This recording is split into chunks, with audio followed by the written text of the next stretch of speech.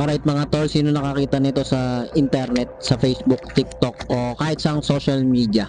Pabastos na ng pabastos ang panahon natin ngayon, no? Kaya kung may mga anak kayo, pamangkin, mga bata na gumagamit ng Facebook, social media o phone, computer at may care o pagmamahal kayo sa mga bata na ito, gabayan ninyo hanggat maaari, pagbawalan ninyo. Pero kung hindi maiiwasan, kailangan nilang gumamit o anong pa mang kadahilanan, ay bantayan ninyong maigi talaga. Kasi pabastos na ng pabastos yung mga pinaggagawa ng mga tao. So ito, hindi ko alam kung siya ay part ng LGBTQ or member nito, pero makikita natin na tila mayroon siyang partner dito na same sex or gender. So hindi natin pag-uusapan dito kung yung mga patungkol sa gender o ano pa man, LGBT or gender equality o ano pa mang mga bagay, kasi ibang bagay yun eh. Yung pag-uusapan natin yung ginawa nito. So kung makikita nyo dito, 'di ba? Pwede natin play itong video na to ni Boss Claro.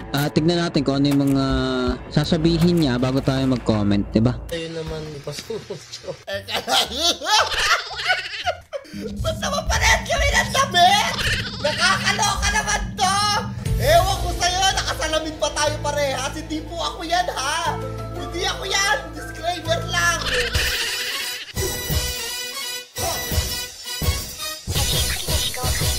Well, alam nyo, may pag-uusapan tayo ngayon, ha? Yung nakaraan, nireactan natin yung satigan ko. Tapos may isa doon na sikat na siya talaga yung pinaka dahilan kaya nag-trending yon.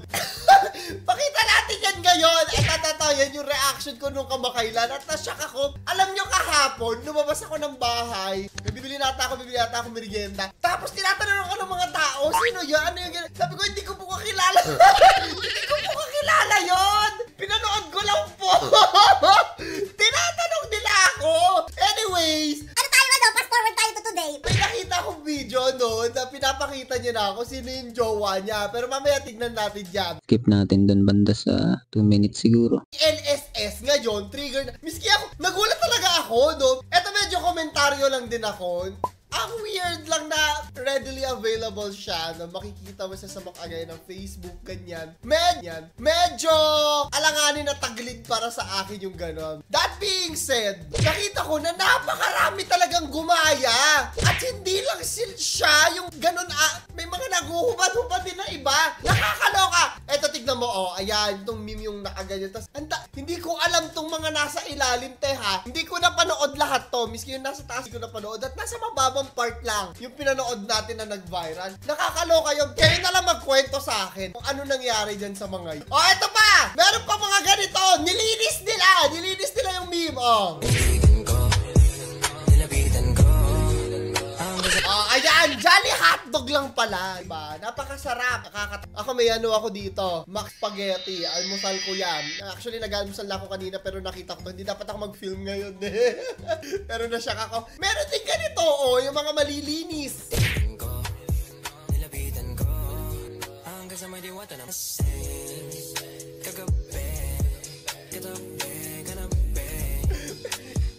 Pagwapo ka na parang hindi mo na talaga kailangan ng mga gimmick. Okay na yun na marami ka ng likes, marami ka ng share nun. Pero nasasyak pa rin.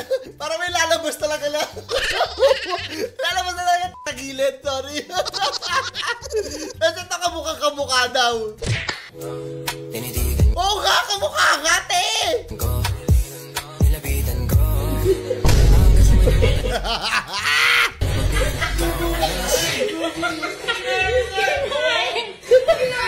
Isa kasi sinubo lang.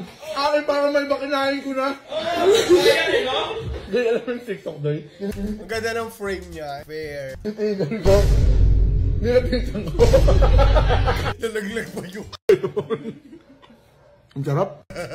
So yun na nga mga tol, medyo nag-skip na rin talaga tayo sa video ni Boss Claro at I don't know if ganong naging kalinaw yung komento niya, pero gaya ng pinanood ko at nakita ko naman ay sinabi niya medyo tagilid na sa kanya to. So parang pinaparating niya negative sa kanya to. Para dun sa mga hindi nakakaalam kasi, 'di ba? Talagang masyadong ano yung ginawa nito video nitong nasa nare-react ka ni Claro III, at actually viral din yata talaga yan few days ago lang. At isa sa ginawa niya na napansin ng mga tao ay yung pagpapakita ng masayalang bahagi dito sa right side niya ng video. Kapag pinapanood mo yun, nasa left side yan, kung hindi naka-flip yung video. Well, anyway, yung pinakapaksa dito, no, o yung pinaka-topic na pinag-uusapan natin dito, it's not about religion, it is not about sa mga paniniwala natin sa isa't isa, kundi patungkol ito sa usaping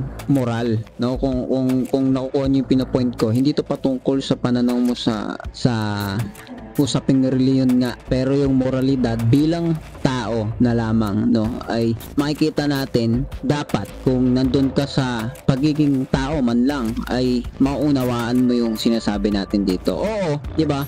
Marami nagsasabi, syempre hindi lang naman siya yung unang gumawa ng mga kalokohan sa Facebook, pero itong ginawa niya, ha, medyo hindi siya typical, kundi palala siya, papunta siya dun sa mas worse. Sabi nga ni Claro, no, matapang daw gumaya dito. Well, I don't know if that's true, pero makikita ninyo yan sa internet. Sabi nga niya, kalat niya, masyadong daring o masyadong sexual talaga yung ginawa nito sa video na to. Pero ang isa sa nakakagulat ay accessible siya, no, accessible o nakakatakot. Isa sa nakakatakot ay talagang madali lang siyang i-access sa mga SOCMED o social media platforms, which is nauna nang sinabi ng ibang gumagawa. Syempre, iba-ibang specific na ginawa yung mga tao sa content para mag-viral sila, makakuha sila ng views o kumita sila. So pag may mga medyo bastos talaga na mga content sa internet, ang sasabihin nila kapag binanggit yung mga bata, sabihin nila hindi naman dapat nasa Facebook, social media, TikTok o kahit ano pa man yan, Twitter o yung X na ngayon, 'di ba?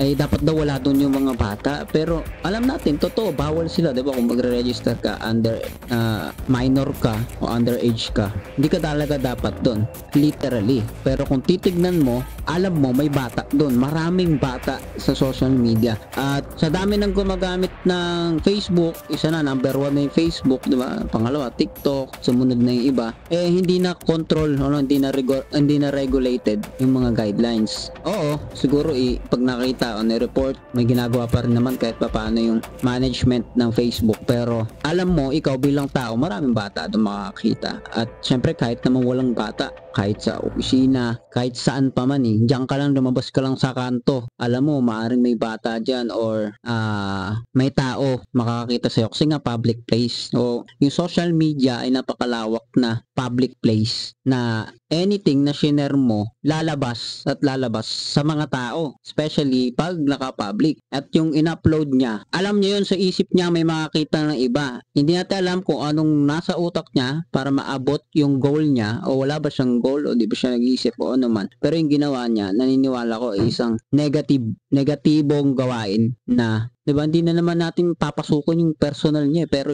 lumabas ka in public, pinakita mo, alam mo, makikita ng maraming bata, makikita ng maraming tao, yan yun. So ang tanong dito, no, naniniwala naman tayo na hindi lahat, no, at hindi ko rin naman alam kung part siya o member ba siya ng LGBT. Pero, 'di ba? Ang tanong dito, 'di ba? Hindi natin lalahatin sila dahil alam naman din natin ng totoo na hindi lahat ganyan. Pero ang tanong, kung LGBT itong nasa video at LGBT ka, ang tanong dito, no, pabor ka ba sa ginawa niya? Ito, yung video na to, no, na may ginawa siyang kababalagan, whether totoo yung pinakita doon or laruan o ano man. Ba, it is something na hindi siya healthy to see, hindi siya thing na wholesome o formal o kaaya-aya sa isang bagay na immoral. At kung ano yung ginawa niya, 'di ba, lalo sa mga kabataan na hindi nagagabayan, ay yun din yung lalakaran nila. Pero ikaw, kung siya part ng community na kinabibilangan mo rin, ang tanong, pabor ka ba sa ginawa niya? Kung lahat ay ganito sa community nyo, magiging kaaya-aya ba talaga itong ganitong mga bagay? Ito ba talaga yung imahe ng pinaglalaban ng inyong grupo. So dito yung moralidad na pinakita ng isang katukayo o isang kasamahan nyo, no, kasamahan mo, kung siya nga ay parte nitong community. Hindi tayo dapat magalit sa tao, no, kundi maging ano tayo, no, maging maunawain tayo. Pero sa ginawa niya, naniniwala ko dapat tayong magalit kung ito ay masama at ipakita natin yung sentimiento natin para maging aware ang lahat, maging maingat. Siyempre, hindi na pamarisan kung ito yung masama. Ikaw, anong masasabi mo sa video na ito? Comment down below. See ya sa susunod na video. Hi guys, if you enjoy watching videos like this, please hit the subscribe button so you will be updated on our latest videos. You can also follow me on TikTok and Facebook. See ya in the next video.